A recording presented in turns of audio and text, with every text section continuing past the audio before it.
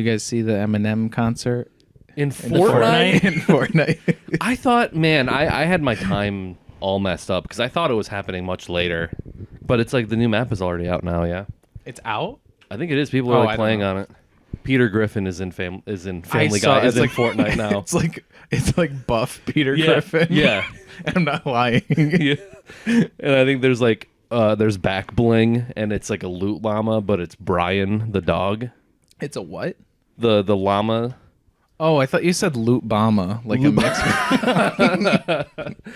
I actually thought that's what you said. No, I did not see the Eminem concert, unfortunately. Me either. I can only. What if they just like didn't uncensor any of it though? So it was just like horrific.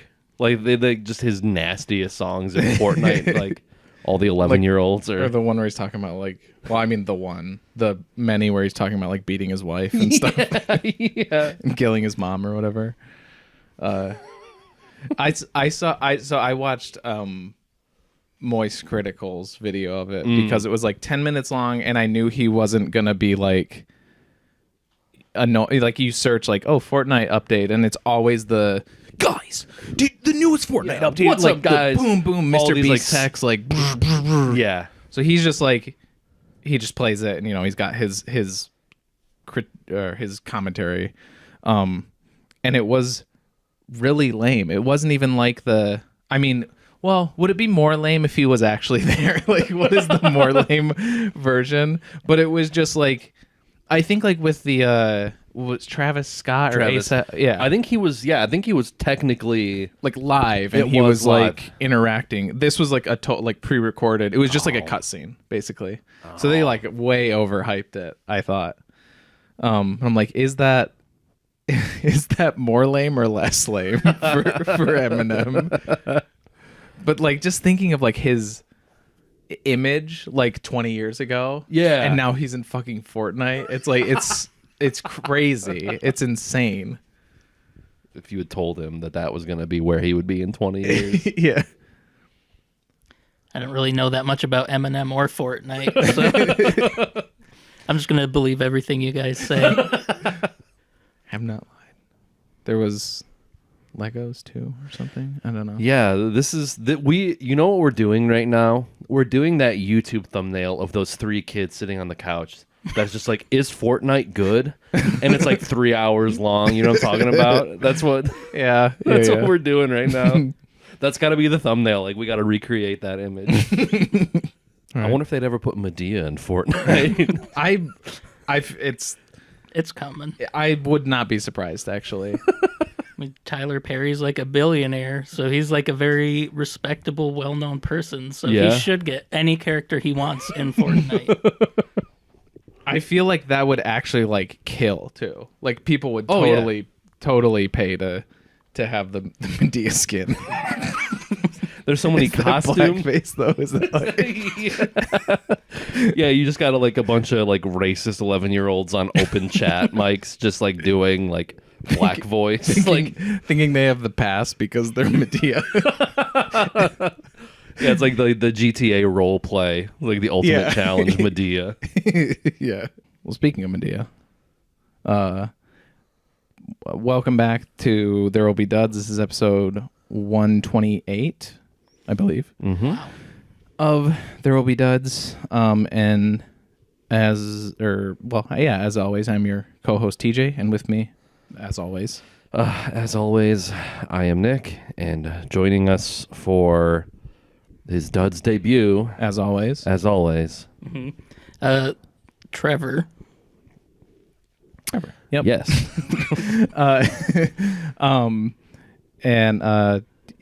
Trevor's just one of our friends who watches movies. So he brought in the movie that we watched this week, or as always, we watched the movie that he brought in, and that movie this week is A Madea Christmas from 2013, directed by Tyler Perry. It follows the titular character and her great niece, I think, as they go to visit the great niece's daughter, who's living in Alabama, because she wants to be with her for Christmas, but the daughter's being kind of elusive. A lot of problems with the small town, And, through stuff and the miracle of Christmas, I guess, kind of, things get resolved, sort of. Pretty quickly. And, man, I'll just say, I just saw Friday, I had a double feature in the theater, saw 2 great movies. And then I went and saw another movie in theaters yesterday. It was great. So I had a run of 3 great movies. I was feeling good. And then last night, I wasn't going to have time to do it today because I had to work. So I had a nice palate cleanser of A Madea Christmas that just reminded me that this world is truly awful and that happiness is not lasting. It's fleeting. And pain is eternal. And usually when a guest brings in a movie, I like to ask them, why'd you recommend this one? But I don't know if I care. You brought this in to hurt us. But no, I'll let you start off. You are the foremost Madea expert. Yeah. That's true. This is probably my 5th viewing of this particular movie. But I have seen all of the Madea movies, even the animated one. I've seen them all at least once. There's some I've seen multiple times. I just can't get crazy enough. about Madea. What can I say? I like a strong, beautiful woman. Is there a definitive, I guess, either by you, or is there a kind of consensus? Is there a good one or a best one? So is it this one, or? I don't really keep up with the Madea community at large. I'm just kind of doing my own thing. Okay. So I don't really know what people consider the best one. I think I've done a lot of thinking on this. Okay. So I guess it depends on what you think, how you qualify best. Because there is Good question. Yeah. Good. Well, the thing about his movies is you can really tell which ones are based on his plays. Okay. And there's some that he made with the intent of being a movie, and so in my head, the best Madea movie is the one that's most like an actual movie. Oh, I see. The ones that are based on plays are a lot of just people standing in you rooms can tell talking. that they're based on plays. Okay, gotcha. A Madea Christmas is based on one of his plays. Yeah, there are several scenes where it's we're all standing outside and we're just gonna let Larry the Cable Guy riff, like Tyler Perry and Larry the Cable Guy are because jumping ahead, the ending credits, a lot of it wasn't even bloopers and outtake. It was more outtakes than bloopers. And it was just alternate, them just kind of doing that. What they doing Judd Apatow movies, where they do multiple takes. Here, the alternate riffs. Here's Larry the Cable Guy talking about a hole. Yeah. Yeah. And so in terms of best Madea movie, in my mind would be Medea's Witness Protection, because that one's that's the closest to watching an actual movie. Oh, okay. It's got Eugene Levy in it. Denise Richards. It's great. It's fun for the whole family. Does she witness a horrific crime? No. So Eugene Levy is he's some kind of accountant or banker or something, and he notices some stuff in some books or something that something's wrong, and his company's falling or going bankrupt, and they have him as the fall guy, and he has to he finds out the secrets or whatever. So for some reason, I don't remember why, it's always some convoluted, stupid thing. Yeah. His whole family has to go to Medea's house and live with Madea for witness protection. Incredible. And they have a sassy teenage daughter, and Madea does not like sassy children. No, she doesn't. No, we learned that very quickly in this movie. Well, I think because doesn't the original? So from what I've read, the Madea character, it comes from his plays from the late 90s. Medea's been around, something like that. Yeah, but I was almost getting Minions vibes, where the first movie that Madea is in is Diary of a Mad Black Woman, which I remember. I've never seen it, but I remember it coming out, and it seemed like a movie that was straightforward as a movie. But then they had Madea in it as kind of maybe a flavor character, a comic relief. And then it's one of those things where the character played well. So instead of Despicable Me movies, you get Minions movies. Yeah.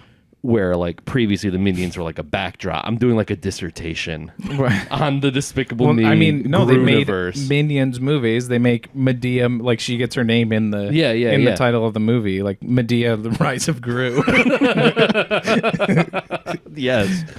But yeah, that's pretty much how it went. It's like as time went on, she becomes more and more prominent in the movies. Yeah. But yeah, the first few Medea movies, they're basically the same. They're not very good. They're also based on his plays, and they're just like a woman's getting beat by her husband, and that's bad. And then the next scene will be Medea beating a child, but that's funny.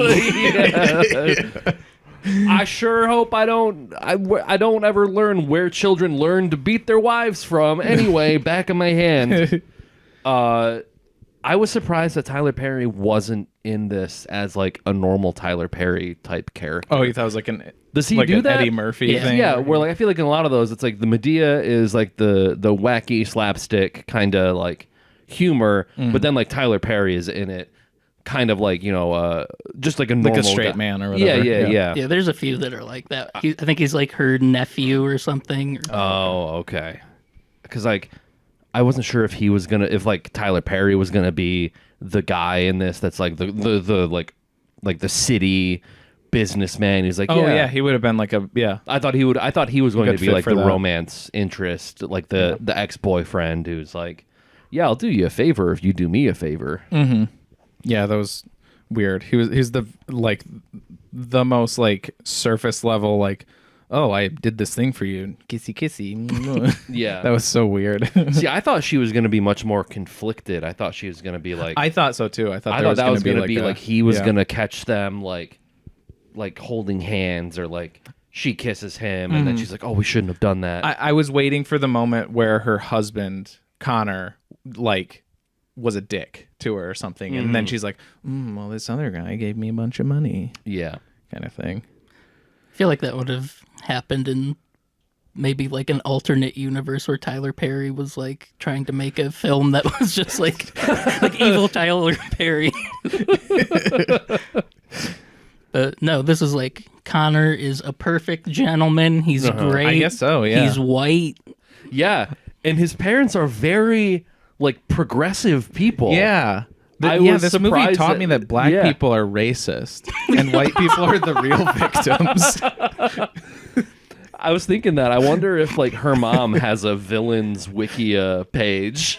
Yeah, dude, she was such a fucking bitch. I was like, this bitch better not be redeemed in the end, even though I knew she would. Oh, yeah. When she was like sitting outside, I was like, I want it to cut to like the Shining ending with her. or when she went to Daddy! when she went to help Chad Michael Murray's character, who was like, she like pulled him out of the car, the burning car, and then they're like sitting in the road. I wanted Connor to just run him over.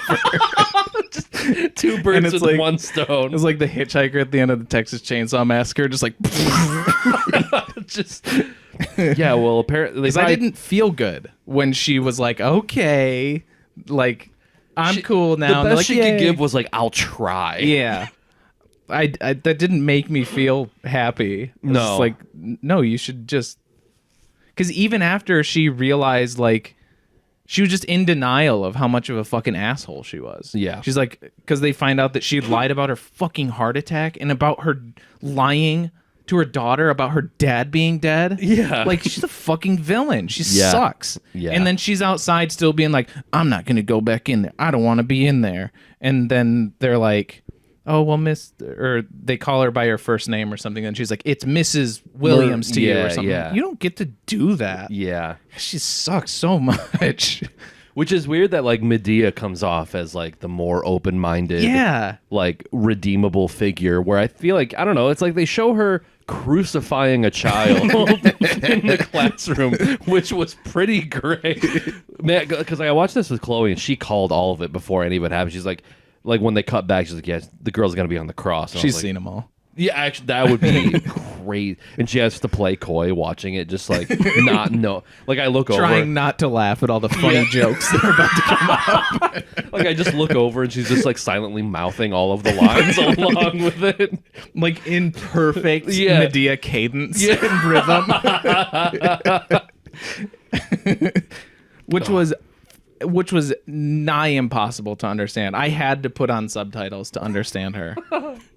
It was maddening. It was maddening of a diary of a maddening black woman. Trying to fucking understand her talk, and how 90% of the goddamn jokes in this movie were mispronouncing a word. Oh, Yeah. Coroner? Is that your husband's name? Who's Coroner? dead? It's like, it's Connor. Oh, Connor.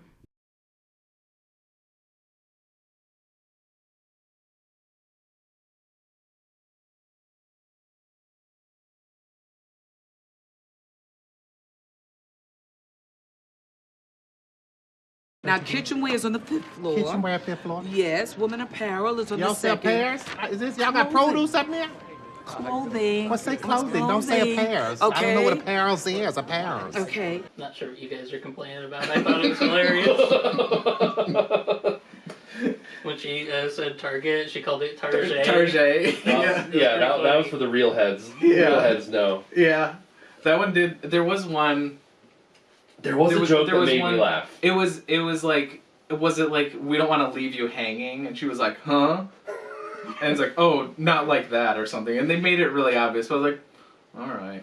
Whereas most of the time, I don't know if I've ever had a harder time with the movie trying to understand where the jokes are even supposed to be. Usually in like a movie where there's plenty of comedies that I don't think are funny at all, but I know where the jokes are. You perceive them as But jokes. it's so hard to understand them in this movie. And that's the genius of Tyler Perry. You really got to think Well, about that's it. the thing. He doesn't. I don't think he comes from like a stand-up background, but that definitely seems like. Well, that doesn't surprise me when you watch the movie. But I feel like that sort of like word association, like that quick riffing, that feels like, like he's doing like crowd work or something like that. Oh yeah, especially that like with Larry the Cable Guy, like the back and forth stuff. Yeah. Yeah, the Larry the Cable Guy stuff reminded me of a movie that we've all seen, Spiral from the Book of Saw, which was just like with Chris Rock, just like This is great Forrest Gump material. yeah. Just like he's like, okay, Chris Rock. Like when you look at the script, it just says like Chris Rock says something funny, and they just let him do whatever. And it's like, what's the worst, hackiest material I can come up with? Oh, okay, I'll just do that. And that's kind of what they did with like Larry the Cable Guy. Like it was kind of like his brand of like blue collar comedy humor, but yeah, he was just like kind of riffing it the whole time. Yeah, that's one of the things I love about this movie is it's two comedy titans at their peak, just together at last, bashing it out. He's no Jeff Foxworthy. Wink, wink. Whoa. They also, did you catch the Prilosec I was, OTC? I was going to bring that up. I was That like, was pretty no sweet. way. And then That's a reference that definitely like still stands up to modern audiences. and then Kathy Najimy, I could only hear Peggy Hill the whole time. Yeah. Like I don't know if that's like if like that's what her natural voice sounds like, or if she's putting on a sort of, because I think if she just puts on any sort of like slight Southern affectation, it's just Peggy Hill. Yeah. Yeah, I don't know. I haven't seen Hocus Pocus in a long time because I know she's Well, I in mean, that. she has like a she has a really silly voice in that. Yeah. But and then there's also like an extended scene where she makes an apple brown Betty, and then she drops it in the graveyard, and then she scoops it back up and gives it to one of the kids, and they eat it and get sick. Oh, In this movie? And Hocus Pocus. Oh, is that That was an episode of King of the Hill. okay. That okay, yeah, because I'm watching through King of the Hill like from the beginning. I don't know if I don't think I've gotten to that one yet. Oh, spoilers. I'm sorry. Oh no, really great. That show is great. The jokes are really good in that one. The setups, the punchlines, Something else. something something completely different.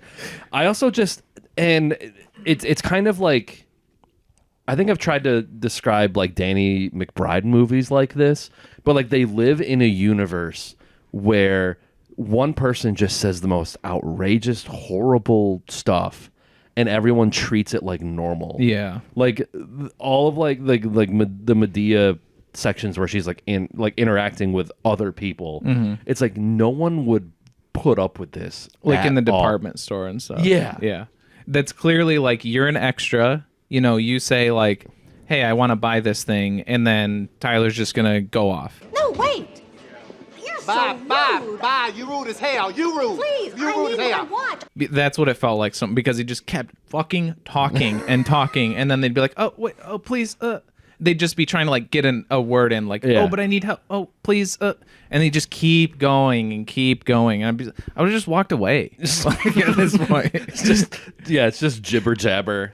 It's like, oh, you want to get lingerie? Oh, you should have gotten that 15 years ago. You Yeah, should go yeah, across the like, street Jesus. to the diaper store for the big ladies who need diapers. That's where you should go.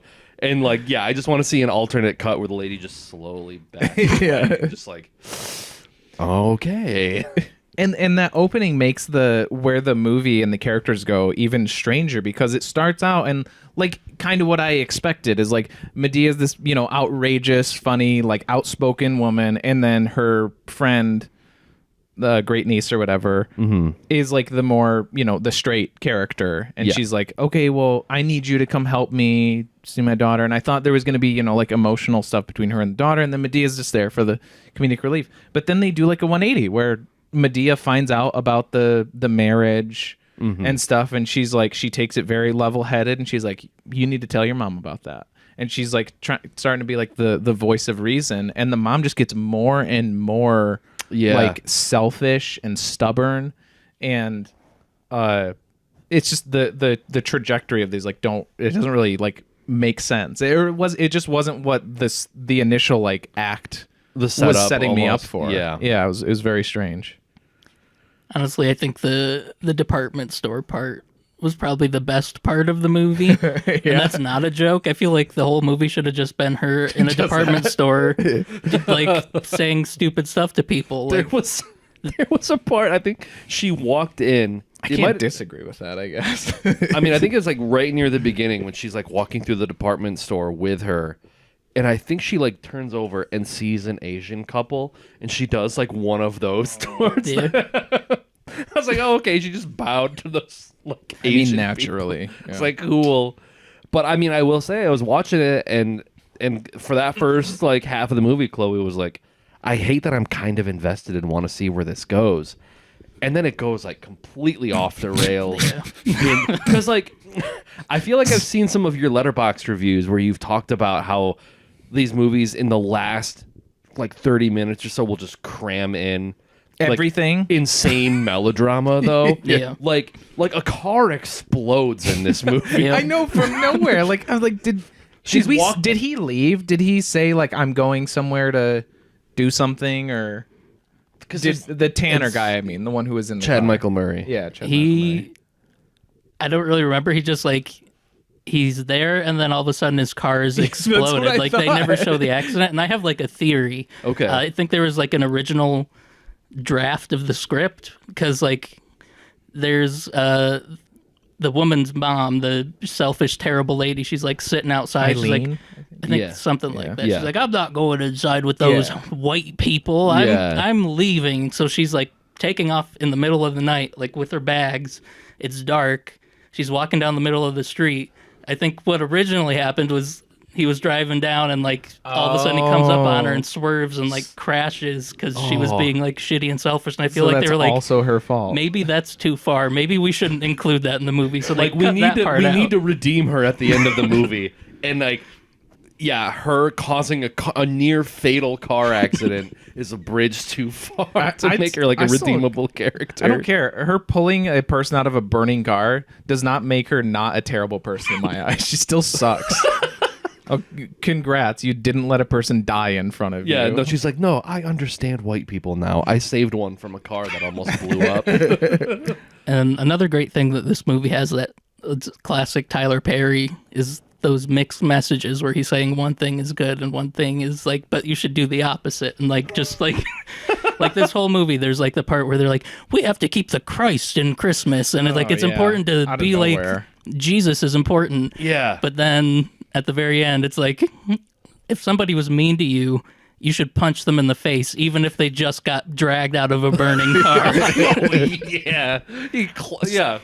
I thought the idea, I mean, he was like pissed off because of the thing with his wife, but I kind of thought the reason that he instantly went to punching him in the face, I thought he thought that he was like attacking the mom or something like that, or like because they were on the ground together. He's like, yeah, you get off her. Yeah, so I mean, still like doesn't change your point, but I feel like they should have made it more like, oh, this guy has just been through extreme hardship. His car exploded, and I should have empathy for him and be Christ-like. Yeah. But instead, it's just, I'm punching you in the face next to your exploded car, and then I'm driving off and leaving you out in the middle of nowhere.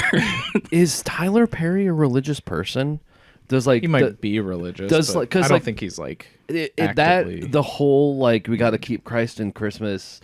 Like obviously they're going for that sort of like culture war, like, you know, the banning on Christmas is like, you know, libs versus right wingers, like, but it just felt so unnecessary and like shoehorned in.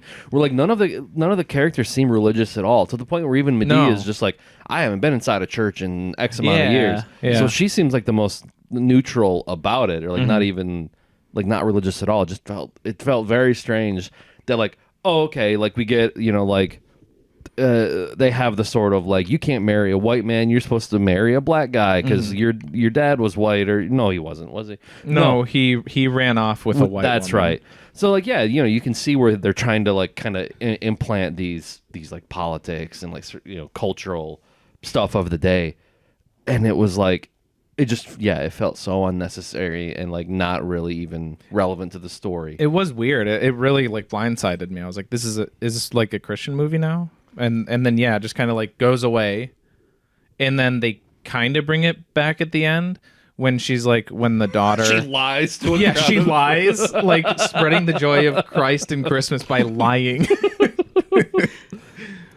Which, you know, I guess is how Christianity spread originally. So Yeah, there's a lot of stuff in this movie that I think just they could have cut out completely. Like it was bloated with like like what? A story, B Like, what story, C scenes? story. There's like all the stuff with the kid being gifted that didn't need to be in there. Yeah, that didn't really. Honestly, you could cut the whole Christmas Jubilee part out. You could cut that out. It should just be like Madea in the Madea department store. department store, basically. Yeah.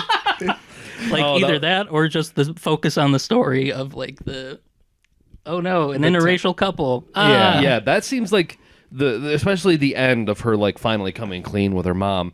That seems to be the most like heart the movie tries to have, and it's like that should be your centerpiece.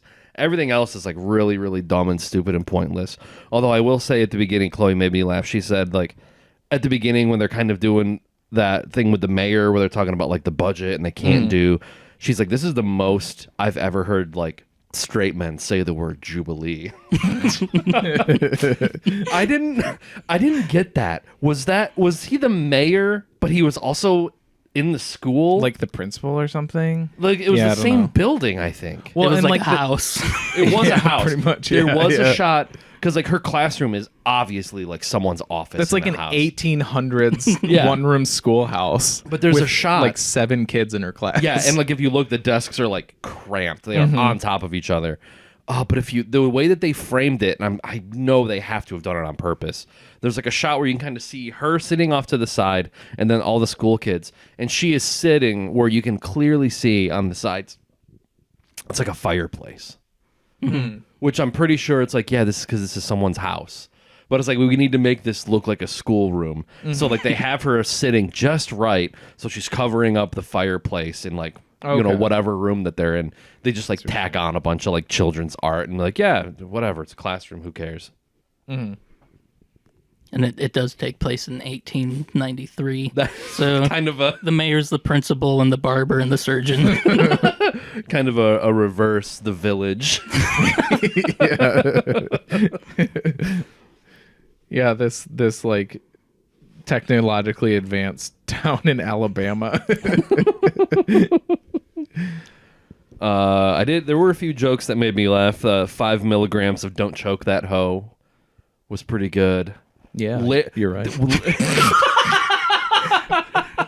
Yeah, I'll defend this movie up and down, but I don't think that's one of the best lines. Oh, I don't know. It got me. Maybe it was Tyler Perry's impeccable delivery. That could be it. Larry the Cable Guy had one of the most disgusting and like outrageous ad libs that I'm amazed that they kept in the movie. He like walks in and he jiggles his belly and he's like, "That's all foreskin." Oh yeah, what the fuck did that like, even whoa. mean? And then Kathy to Jimmy has to be like, "Oh, you know him? He's crazy. Yeah. He's got a lot of foreskin. Classic him. I did make a note that Madea is so fun and cool, and Buddy is hilarious. Yeah, exactly. That's the big draw of this movie. There was on the IMDb trivia. There is one that says Tyler Perry stated on the featurette that some material could not be in the final cut because it would have been rated NC-17. They show the foreskin. They blow all their budget on like to make like body horror skin grafts on Larry the Cable Guy. I thought you were referring to the town's budget. They blow their whole budget on restoring Larry the Cable Guy's foreskin. Sorry, kids, we can't do the Jubilee this year. Buddy's foreskin is out of control again. It's flaring up. Did you? I'm thinking like you've seen Beau is Afraid, right? Or no? Yes. You still haven't seen it? Haven't seen man. it. Well, I know there's penis monsters. I know. Well, there's prosthetic engorged testicles too. That's Nice. going through my mind. Here's another fun IMDb trivia. And you can 0 out of 2 people found this interesting. Madea falls into bullcrap. I like that they... That's true. She does. While outside talking to Connor and Buddy, yet when they're walking back into the house, Medea's clothes are clean. That should be under the IMDb goofs section, not trivia in my eyes. Yeah, that is true. So They actually cut out an extended sequence where Larry and Madea lick all the poop off the dress. their jokes were just too out there. Yeah. After every single, it's like a 30-minute scene because they lick and then they riff. Lick and riff. This is delicious. I hope I don't get any of my foreskin. Oh, the KKK shot was bizarre. It's like the actual KKK? Yeah, or the not thing the with him Larry in the Cable, like not their weird like sex game where he's Yeah, it the was ghost and the Nightcrawlers. damsel. Nightcrawlers. But I just love that every character is just like basically a walking stereotype. Mm-hmm. Like they pull up to that gas station because she's got to pee, and it's literally like a dude in overalls sitting on the ground like with a knife, like just like shaving down a stick. And I think I even said, Liz, like, yeah, he just like straight up calls her the N-word, and Chloe's like, oh. Pff. And then she turns in and goes and opens the door, and there's the KKK members. It's like, well, kinda. Yeah, It was because very shocking. when you break down that scene, you really wonder. Like, she's asked to use the bathroom. Why does he point her to the door with the KKK? I think he in it? wanted Like, her to die. Like, He must have known that they were in there, and there was no bathroom. You know, those KKK meetings that historically take place in broad daylight, like openly. They're definitely not like Right downtown. yeah. it really feels like when thinking about questions, my questions are more like technical stuff, like all the like audio mishaps. Like it feels like more than any other like major. I mean, well, this is Lionsgate, so yeah, that's like a big studio movie where it's like it really feels like whenever he's on screen, whenever Tyler Perry, the director, is on screen as Madea, there's like less. It's like he doesn't appoint, directors that cast themselves in the movie, right? They have their either like the first AD or something like that who kind of takes their sort of place temporarily behind the camera, right? Or whatever. And it's like he didn't have that because I feel like every time he was on screen, it was like not every single time, but it's like that's where most of the technical errors were. Like there's a scene where he's talking with Eileen in like the break room when they're at the department store, and it's a reverse shot. So you go to Eileen, sounds good, sounds like she's mic'd fine. And then it cuts to him, and it sounds like he's talking in like a tin can. Like they just had like the onboard camera or camera mic. I know your family. Yes, my grandmother, Got hit by a bus. but she had cancer. my uncle Bayrod? Drowned. Because he had cancer. There's another where they're like shouting. They're having like a shouting argument, and like the audio peaks, like really bad. The audio peaks out. Are you gonna let her talk to me Mama. like this? Mama, calm You better down. put your finger down, or I will cut it off and deep fry it. He fucking steps over people's lines all the time. He'll be like, "Oh, does that? Okay, now my line is starting," and like. Yeah. And that also feels very like play like, because that happens in plays, and you know you can't reset a scene there. So I wonder if that's just him coming from like that theater background where you're just like him thinking like as an actor, oh, this is normal in a stage play, so I'm just not going to correct it. Yeah, because I feel like they go for that during plays to give you that sense of like realism, like they're trying to be like this is how conversations actually happen. It's not like I say my thing and I wait while you say your thing, like a typical theater. It could be that, yeah. That's some of the famous Tyler Perry realism that you get from all of his films. I'm curious to see like what one of his plays would look like. Well, he does have like you can't buy DVDs of his plays, so you could see the original stage production of A Madea Christmas if you want to. I think from what I read, I think the stage production is completely different than what the movie is. Probably. I think it's a musical. Oh. Great. Maybe that was the reason they included the Jubilee. Maybe that was like kind I of think a so. sort of, So the kid that's allusion been to in the that, movie for like 2 minutes gets to sing his song and look cool. I looked him up to see. That really felt like like this kid went viral on YouTube like last year. Like the fucking ain't nobody got time for that lady. Yeah. And, oh my god, I wanted to fucking slit my wrist in that last scene. It was just one after another of annoying bullshit. No, that part was fun. I don't know what you're talking about. Again, the most 2013 movie of all time, like Antoine viral Vine Dodson. people. Antoine Dodson, yeah. Yeah. Because I remember when at the end of the Killing episode when you said I think we were kind of talking about it, and we looked it up on IMDb, and you're like, oh, the hide your kids, hide your wife guy is in this. Yeah. And you said that, and then I totally forgot, and then near the end I was like, oh my god, that's right. And then they show up and it's like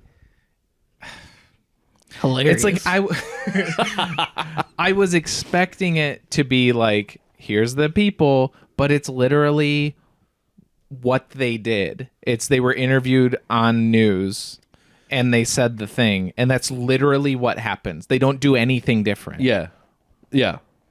Mm-hmm. It's just, do you recognize that? Do you remember that viral moment? Yeah. Here it is. Yeah, if it ain't broke, don't fix it. True.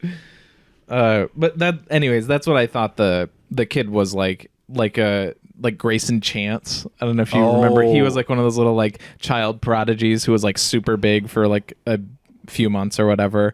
I wanted to see if he had like a blow up like that, and Tyler Perry's like, oh, I gotta get him in this, because it was like the first scene or whatever. He's like singing in the bathroom, and it was very apparent that like, oh, this is a kid that like can actually sing. Yeah. And they're wanting to show that off. Yeah, I looked him up on Letterboxd. He's only done 5 movies, and this is one of them. But like his Letterboxd credits did say he's like a composer, singer, actor, and like model. Because I think now he's like 23, 24 now. That makes sense. He owes it all to Tyler. He's the kingmaker. You can literally like contribute a note and be credited, like put composer on your Wikipedia page now. It's so easy to get like into that stuff. But maybe I'm being a little too mean to the kid. maybe he writes music. Yeah. Sorry. Tyler or Madea Christmas was his big break. That was his big chance to like, now I'm on the world stage. People are going to take notice of me. Yeah, and we're talking about him now, That 20 is years true. later. So Probably 200 people will watch this on YouTube. I also love that like this movie does that classic bad movie thing where, you know, instead of like you figuring out things about the characters through like context clues, all the characters just tell each other things about themselves that they Yeah. already know. Just like, oh yeah, well, I think it's that classic, like, as you know, or you don't need me to tell you this, but, and then I'm gonna tell you. I'm going to tell you anyway because it's not for you. Yeah. Yeah, and that's one of the things another thing I think is great about Tyler Perry is that he can take a classic bad movie thing and put it in his good movie, and it works. Yeah, he's reversing tropes.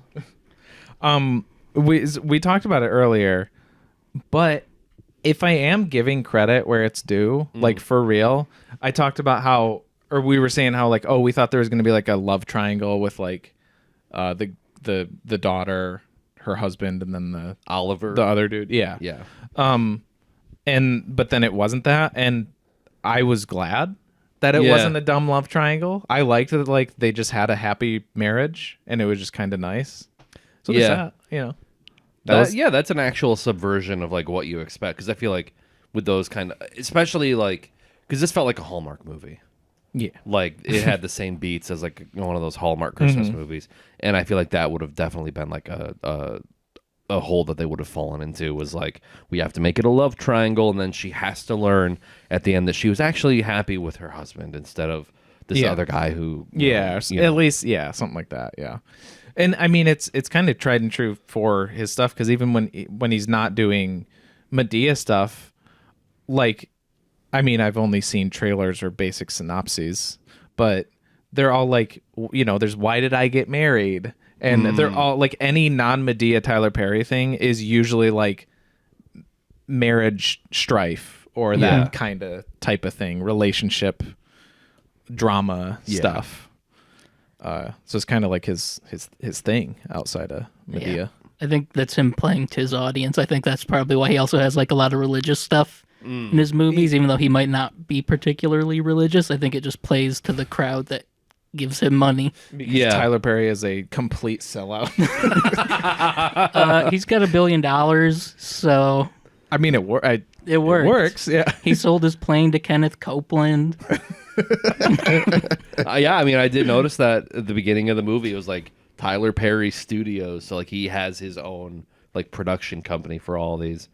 It's I mean, clearly, yeah, because who the fuck else would like pay for this shit? Like I think he has his own like actual like big studio in Georgia, like where he makes a lot of his movies. Yeah. Oh, It's like his Skywalker Ranch. It's Madea Ranch. I guess. Madea Ranch.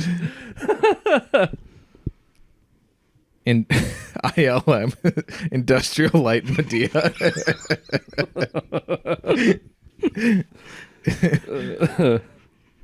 I also just noted that I actually wrote down one of those, the like contradictions that you were talking about, like the message or whatever.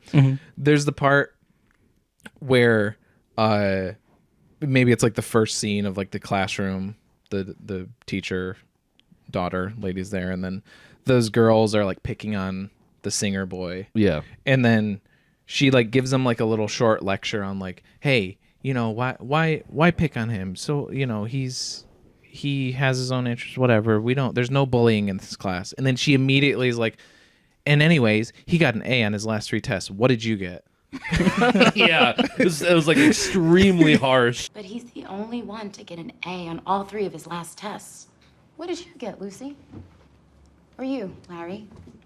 There will be no bullying in this class. See, I was waiting for it to be like a cheating thing, because like I was like, there's no way this kid is like getting up at the crack of dawn to work and then working in the night too, and also getting straight A's.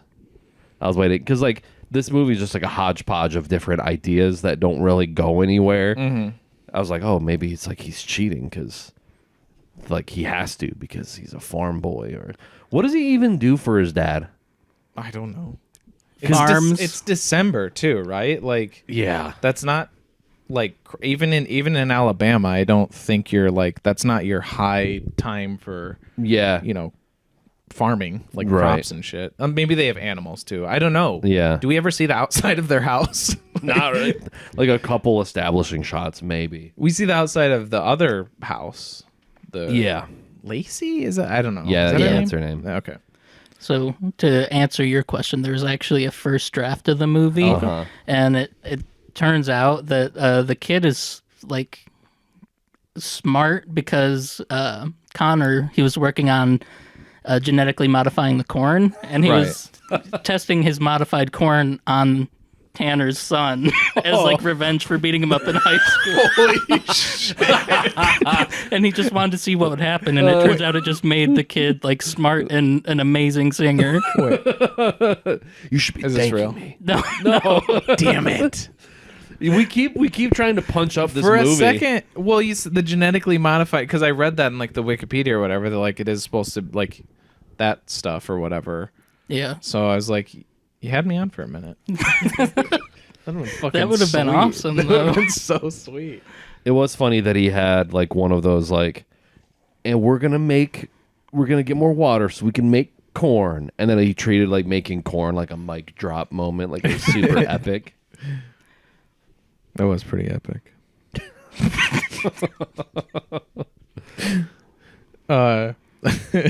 Okay, I also wrote down I think it's when Madea was telling the kids the hip hop version of the nativity story. Right, Mary J. The Blige. hilarious scene. I wrote down that she said that baby came next to that dog.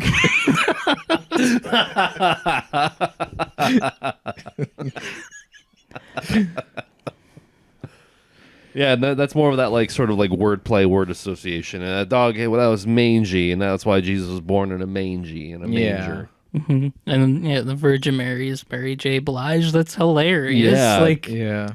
Who was And then the who was Joseph? Joe Joe Manganiello. yeah, Who is that? an actor. I don't know. He's in stuff. He's in Pee Wee's Big Holiday, I think. Oh, is he in that one? Yeah. I'm just trying to. These kids True are Blood. like, True Blood is what she was referencing because she said that he like played a werewolf. oh, That's right. He was like one of the main cast members in that show. But he's been in. Yeah, You might recognize his face. probably. I was just like, I don't know who this guy is. Yeah, but the thing is, you don't have to like No, I know, but you can feel it. Like you get what she's going for, and it's hilarious. I get Yeah. the vibe. Yeah. I'd seen like I'd probably seen like random clips here and there of Madea too, but like seeing it in full, like unbroken, just was like so uncomfortable for me. And it's weird how like something that like I, thinking about it more, having to actually like not just seeing like a 5-second clip somewhere randomly, like it's weird that like there's no attempt whatsoever to like make him look old, or like like he puts lipstick on, maybe some eyeliner, and then the wig, and then it's just Tyler Perry. It's like they don't do anything else. They don't put any makeup on him. Like they could have done like a Big Mama's House thing, like with a little like fat suit or something, or and it's just it's weird. And Tyler Perry has a weird face. I think he has a very strange face to me. He looks like man, I can like it's like on the tip of my tongue, but he has like it looks like he has kind of like some form of like elephantitis. Maybe he Like does. Robert Zadar. Maybe that's what I'm thinking of. Yeah. Yeah. So it makes me uncomfortable. And then the voice and the way he talks, it's like it's unbearable. This fucking character is unbearable. It was full body cringe, especially like during those like long extended scenes of them just like talk, because like I feel like like you said, it was like a lot of it felt like his plays where it's just like characters talking at each other in different rooms, but I feel like he was just like, yeah, okay, we can definitely pad the runtime with just extended scenes of us just like jibber jabbering back and forth for like 4 minutes, because again, we were watching it and we are like, when it was kind of doing like the main story, like, oh, we need to raise money for the school, how are we going to do it? Oh, this guy's going to come help us out. It's like, okay, this feels like a movie. This feels like, it's not great, but it's like a movie happening.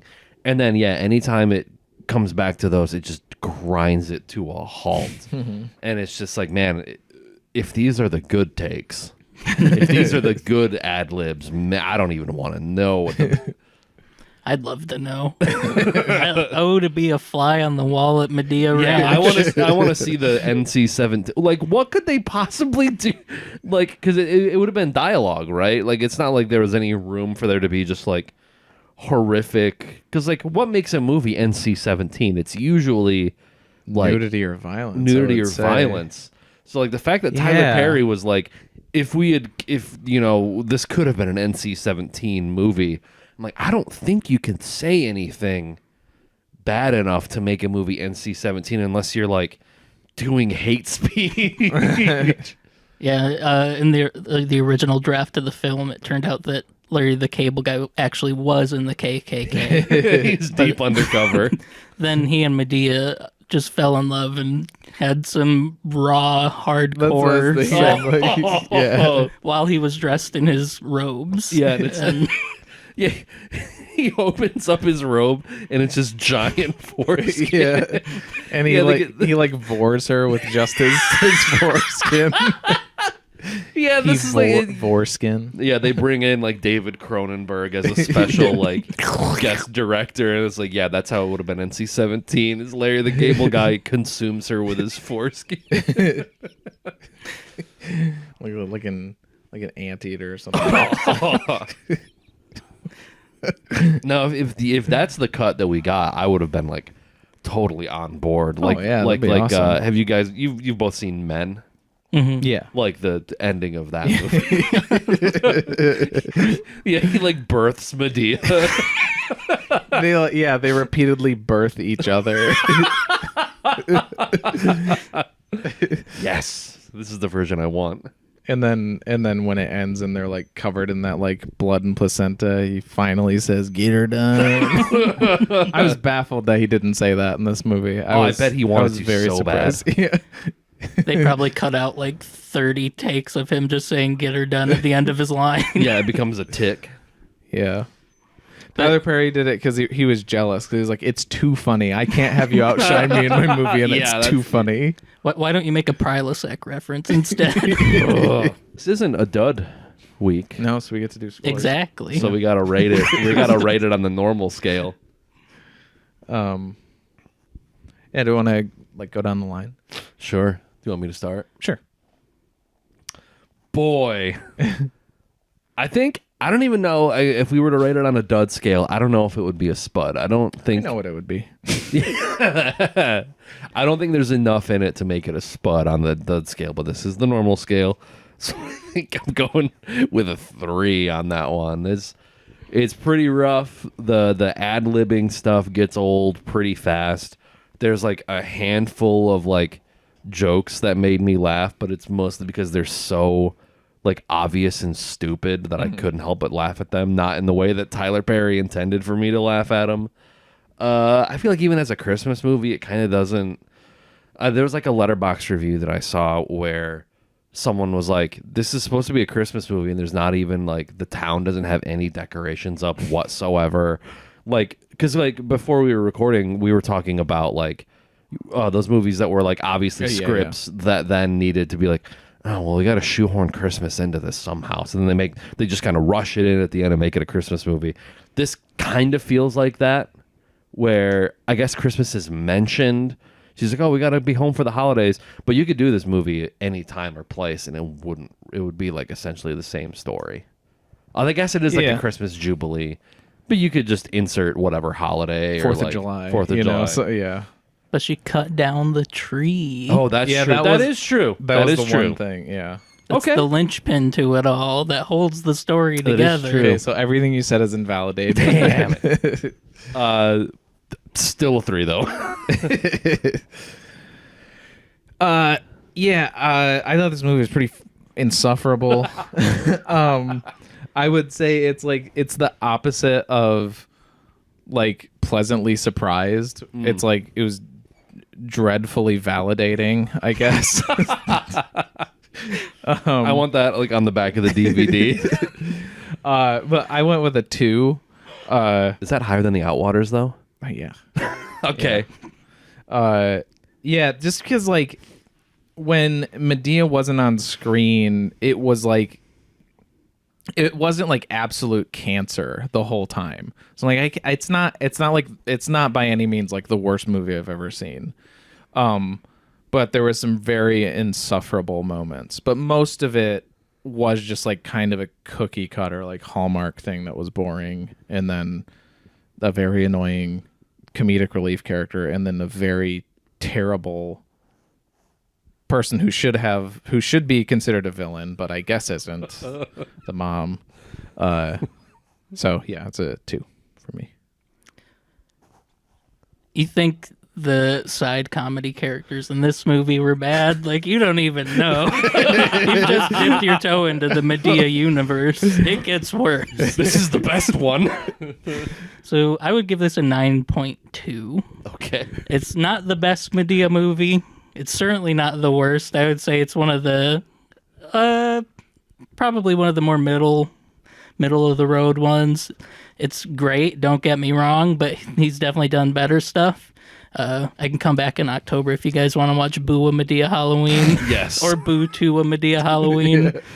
But yeah, the Madea was on fire.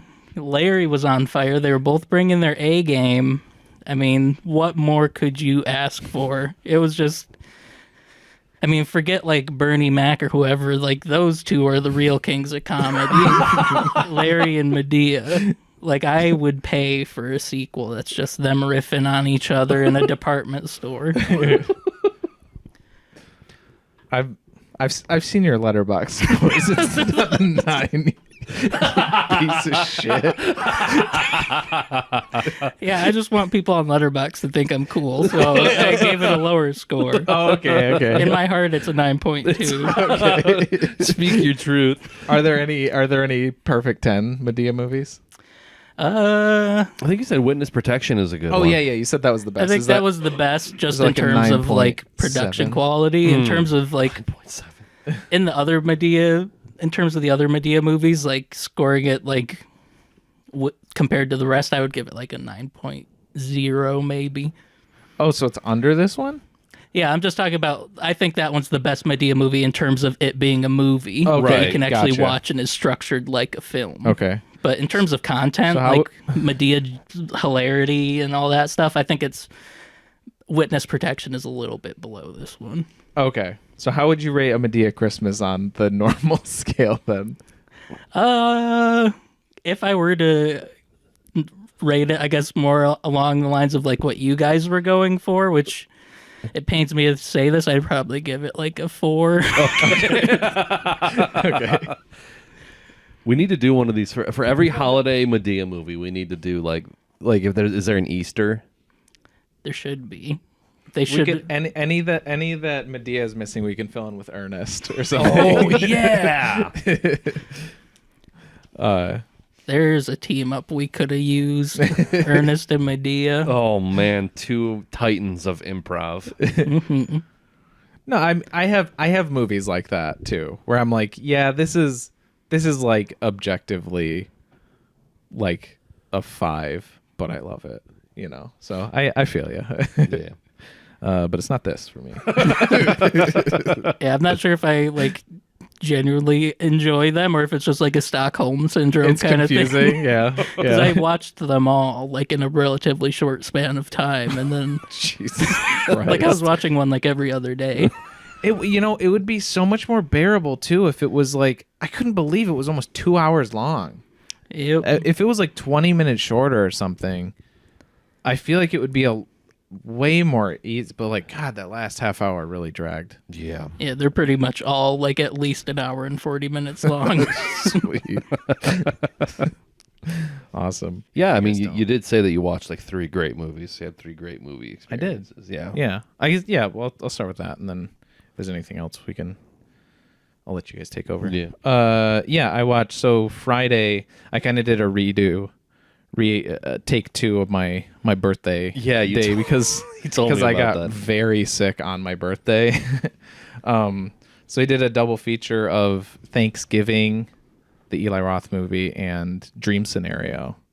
I want to see Dream Scenario pretty bad. They're both really good. Well, and then I guess I'll say yesterday when I was up there, I saw that North had Godzilla -1 in IMAX, and I was like, I gotta see that because I'm a Godzilla boy. I love the more like thinky, serious Godzillas, which there aren't that many. But then I also like, just the, smashing together 2 action figures Godzilla movies.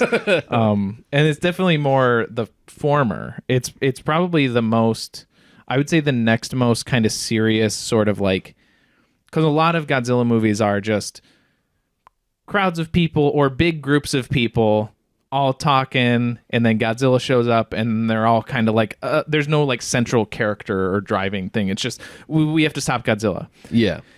And this one and a few others decide to kind of go, it's almost like it's like an inverse of like this like Saw X, how it's like, oh, John Kramer's like the main character now, where that's kind of, it's a little different because John Kramer's not like a giant thing stomping around the city, but where it's just like a shift. It's a different kind of way of looking at it, and it's like you have a main character through the whole movie, and he and it like wants you to get like emotionally invested in him, and it's really good. I was very surprised how emotionally effective it was, but also like the scenes with Godzilla are so good. There's this early. So there's like an opening sequence with him, you kind of get your just opening setup attack scene, and then he goes away for maybe 40 minutes. The movie's like 2 hours, but it's very sparse with where you see Godzilla. This kind of sounds like the 2014 one with like Bryan Cranston, because I remember seeing that one, and it's like,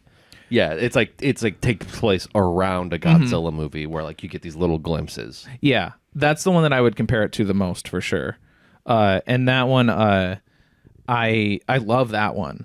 But I still don't care about the characters too much once Bryan Cranston dies. Right. I'm less invested in the humans, but I still love it for the Godzilla stuff. I love the way that he's depicted in that movie and everything. This one, I actually cared about the characters, and it was weird and it was different. But then there's the scene, it's kind of the first like re-encounter with Godzilla, and it's like they're on a kind of a rinky-dink boat. And he's chasing them, and it's this very kind of slow paced but very high intensity like chase scene, and it's really effective. The music is great, the tension in that scene is awesome, and yeah, there's a lot of this like kind of build up release that's great. He's the power of Godzilla in that one is awesome. He has atomic breath that he has and everything, but in this one it's literally like he shoots it and like it's like there's like an explosion mushroom cloud. It's the most heavy-handed with because Godzilla is like a metaphor for like the atomic bombs and whatever, and this is like the most direct one. Like he shoots it, he destroys like an entire city in like the one blow, and then you see like the mushroom cloud, and then like the one surviving character's like screaming as like the fallout ash is like falling on his face and stuff. Yeesh. Yeah. It's very intense, but very good. And then Thanksgiving is like it's what you expect, but I just think it was a ton of fun. I don't know, like is it the Grindhouse? So it's because I remember the Grindhouse had like the two movies. They had Hobo with a Shotgun and Machete. Yeah. But I thought there was like a Thanksgiving. There is. Yeah. Yeah. And there was Eli Roth. He did the trailer, and then he did this movie.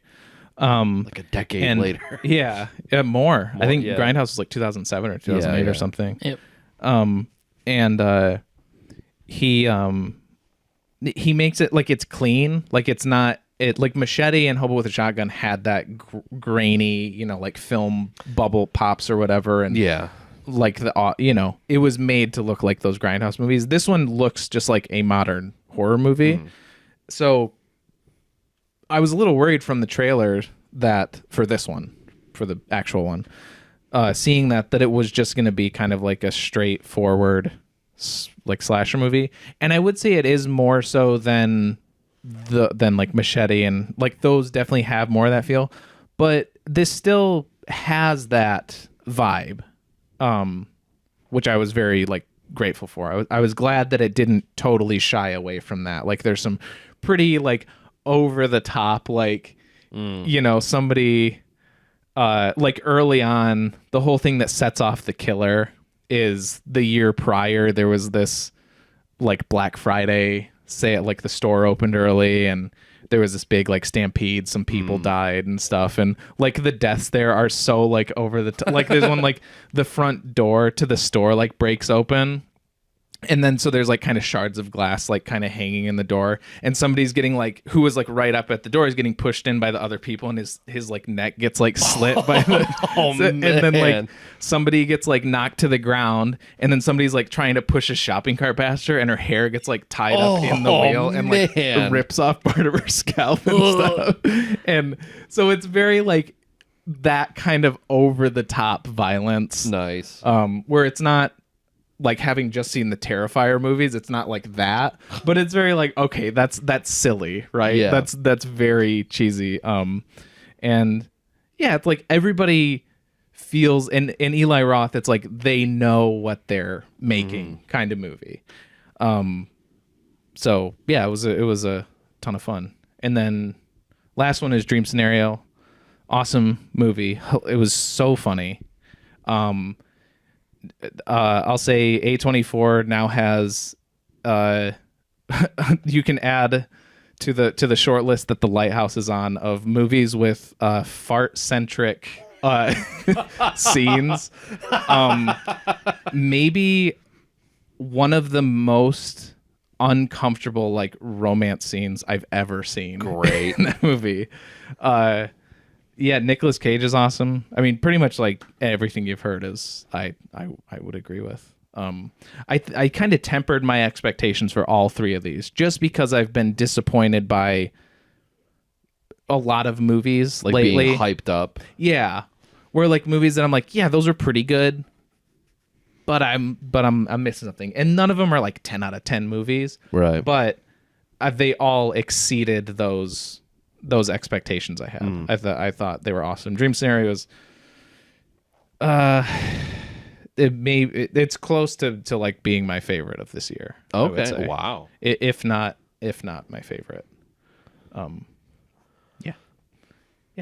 It's really frustrating too. I'll say that. It was extremely frustrating as stuff goes on, because it's you guys know the whole premise about him being in people's dreams and stuff. And No, people I've like never heard of this movie. Oh, you haven't heard of this movie? No. Oh, it's awesome. It feels Yeah, you should see it. the trailer makes it almost seem like a Charlie Kaufman movie. It does. I don't think it's not, but No, it's not. It's Christopher Borgli, who did a movie called Sick of Myself a couple years ago that I really want to see. It's like apparently about this girl who's like, it's like she's like a hyper extreme narcissist and just like does the most terrible things like the entire movie just so people will like pay attention to her.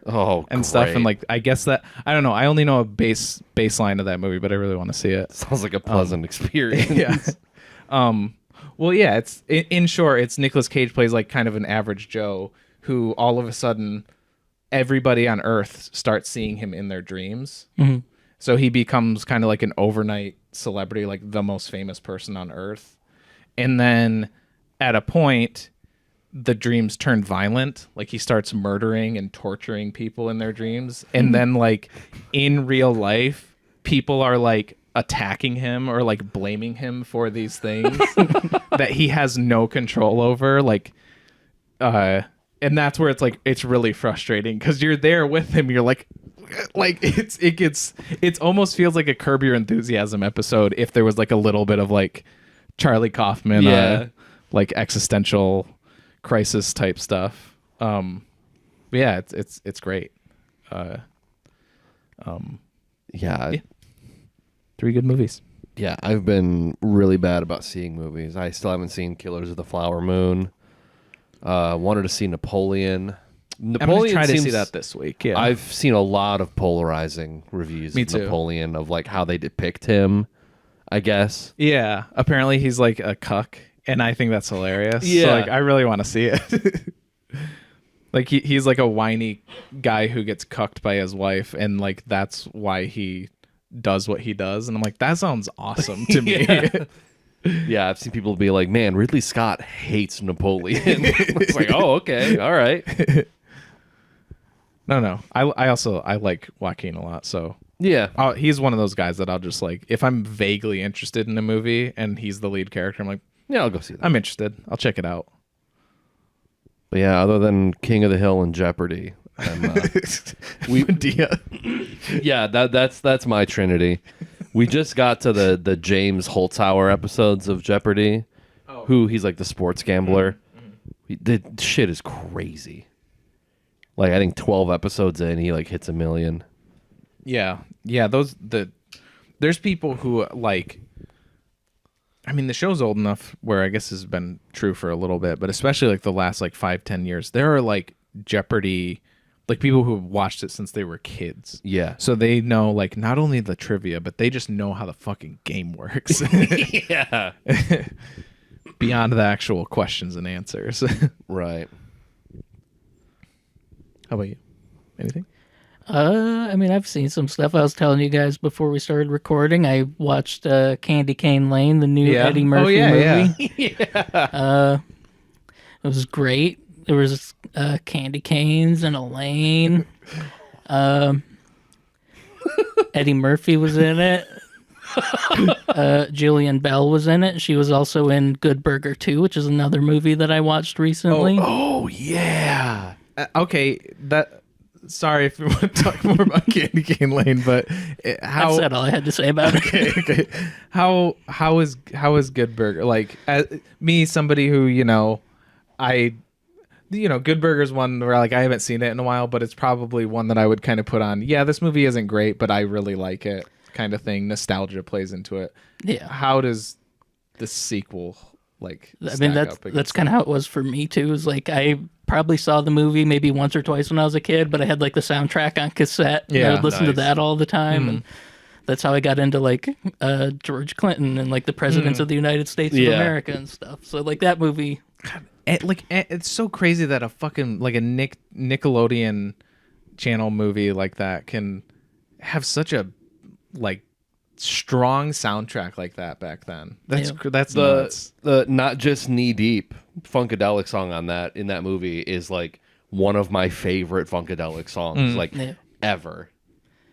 And that's an iconic scene of the film when they're in the insane asylum. And Yeah, like I everybody knew starts who dancing. George Clinton was as a kid. Yeah, we knew who Robert Goulet was as a kid. True. Because That's of true. I Recess. Yeah. But yeah, so that's definitely a movie that I do have nostalgia for. So I was kind of like excited. Like I found out about Good Burger 2 like the day before it was being uploaded on me whatever. too. Yeah. I was like, oh, I didn't know that was coming out. Like I'm gonna watch that tomorrow. So I did, and like I don't know, like it was like I saw that it was being written by the same two guys who wrote the first one. So I was like, okay, cool. And then there was like some other third guy. And it's very obvious which jokes are written by the guys who wrote the first one and which ones are written by the other guy. Because yikes. it's like a lot of the like modern humor where it's kind of cringe and bad. Okay. Yeah. But then there are some jokes in it that are like, that's actually funny. right. Okay. But I really didn't think it was that great. Like it kind of goes like over the top into like zany, silly stuff. Yeah. Like the first one kind of had that with like Mondo Burger and them making the huge burgers. Yeah, but yeah. It was at least kind of, I guess, almost realistic. Oh, those Mondo burgers going down the assembly line and just exploding, like chunks of meat flying everywhere. But this one, they would have jokes where it's like, Ed has kids and one of his kids glows in the dark and they turn the lights off and he's just like green and glowing in the dark. And Great. then like the whole thing, like spoilers, am I allowed to spoil Good Burger Sure, too? go for it. Like it revolves around like this corporation buying out Good Burger, and then like they want to open Good Burgers all over the world, and they have like Ed robots that are just like robots of Ed. And it's just like Weird. really weird. So overall, I think it was kind of a mid movie, not that great. Like, Is it like a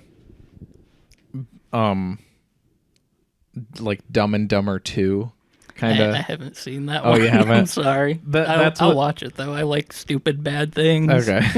that's just like what I kind of equate it to as far as like another like 90s comedy movie that I adored when I was younger. Got this like very late sequel, and it like wasn't a complete train wreck, but like also didn't hold a candle to the original. Well, didn't they by replace any the two means. guys? Like, it's not even. No, it's them. You're thinking of the prequel that came out in like 2001 or the something. Dumb and Dumberer. Dumb and Dumberer. Yeah, when Yeah. Harry met Lloyd. Yeah. That's a classic. That's got Eric Christian Olsen and Oh, I love. Yeah, the he's guy great. from Hostel that gets his ankle slit.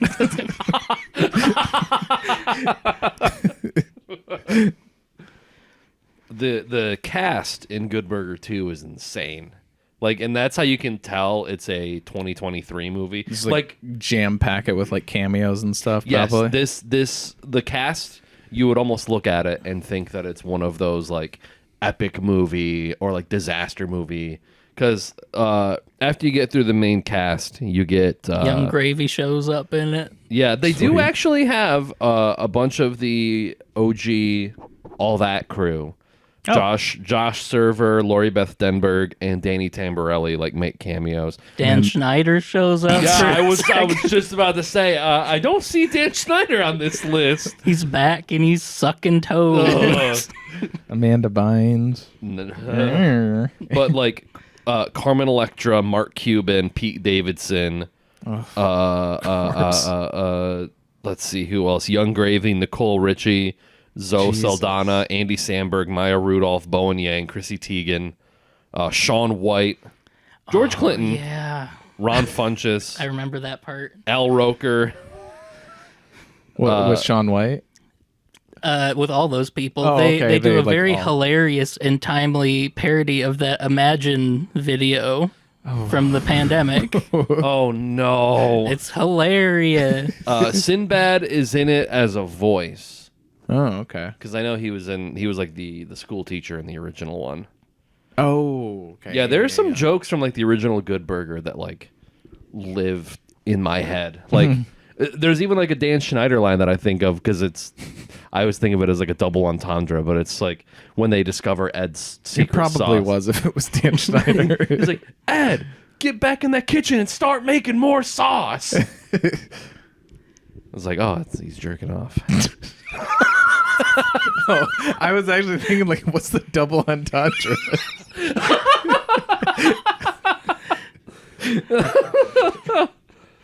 I knew what you were going for, Yes, but I was like, should I tell him that doesn't really work? It'd have been better if he's like, crank out more of that sauce. Yeah. And then I think even on Letterboxd, I even saw like Good Burger 3. But it's like, it's one of those like, like there's like 6 avatars on IMDb, but they've only made like 2 of them so far. But it's just like, yeah, of course, if this movie works, they're just going to keep making more of them. Yeah. It's going to be a whole Good Burger cinematic universe. Yeah. I did see on, like a brief Wikipedia dive that they refer to the Madea movies as the Madea cinematic universe. Yeah, because she does show up in other movies Other, that like, aren't on- Madea movies. Oh, okay. Just like Meet the Browns, she has like a cameo in that, and I think they're like in her extended family and stuff. So Oh, okay. Is her And then, is like- her last name Brown? I don't remember, to be honest. I'm a fake fan. But then there's like Tyler Perry's like TV shows like House of Pain. She's been in episodes of Yeah, I've that. heard of that like, one. yeah. Yep. all that other stuff. So there's like a lot of branches already in the Madea universe. So It's all. They got to get her in the MCU then. Then you They get like should. the Tommy Westfall I was universe just from about to Madea. say that. The Tommy Yeah. Westfall universe. Yeah, if they do another like reboot of Arrested Development, they'll just put Madea in it. Yeah. I still haven't watched any of those. The 5th season. No.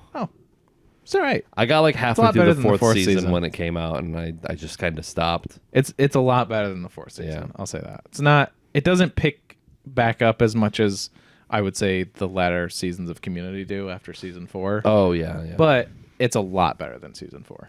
Are we? So next week is our Christmas movie. Yeah. Did you see my message? I about- did see your Yeah. message. Yeah. How do you want to do it? We could do like a pick between the 4, or we could just. Do we just want to? Because like what we said, like Die Hard, Klaus, And then you said Jingle All the Way, And Santa and the Claus. Santa Claus. it's up to you. You should watch Jingle All the Way too with Larry the Cable Guy. Oh, No. Okay, just throwing it out there. well, actually, I don't know, because we were at Chloe's family Christmas party last night. And we were like talking about Die Hard, so I think we're gonna watch Die Hard. You wanna just do that? So let's just do Die Hard. Sweet. Okay. you could watch Santa with Muscles with Hulk Hogan. You should watch I'll watch some supplemental Christmas movies there you go. in the lead up. So from I think 1988, directed by John McTiernan. It's Die Hard for next week, our Christmas movie. So watch it at some places where it'll be. It'll be online. I'm sure it'll be somewhere. Mm-hmm. Before next week's episode, if you don't want to be spoiled for it. These episodes come out every Wednesday at 7 p.m. EST on YouTube and Twitch in video form, as well as Spotify, Apple Podcasts, and more in audio form. We have social pages on Facebook, Instagram, Twitter, and TikTok. And thanks for being on the show. Yes. Trevor. You're welcome. Do you have anything to plug? The Madea movies? I mean, I can wait until October when I come back for Boo A Madea Halloween. Okay. Is that her only other, or her only other like holiday movie? Well, there's Boo 2 A Madea Halloween, Okay, which is yeah. that's the only Madea movie to actually get a direct sequel. Oh, so okay. that's pretty exciting. We could watch both of those if you want. little Yeah, we double could do a feature. double feature. Yeah, yeah. And then you'll learn what a terrible comedy side character Really? is. Do you think that's like?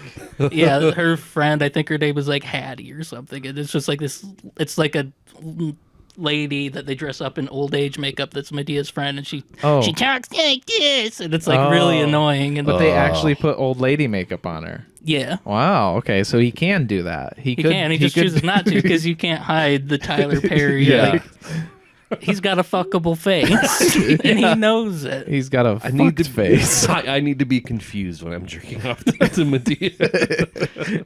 I need some tension there. It's a horrible thing that I just said.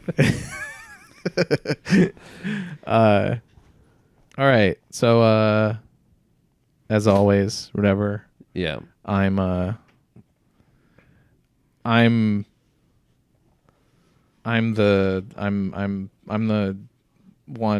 guy trapped in the burning car, but please don't pull me out of this.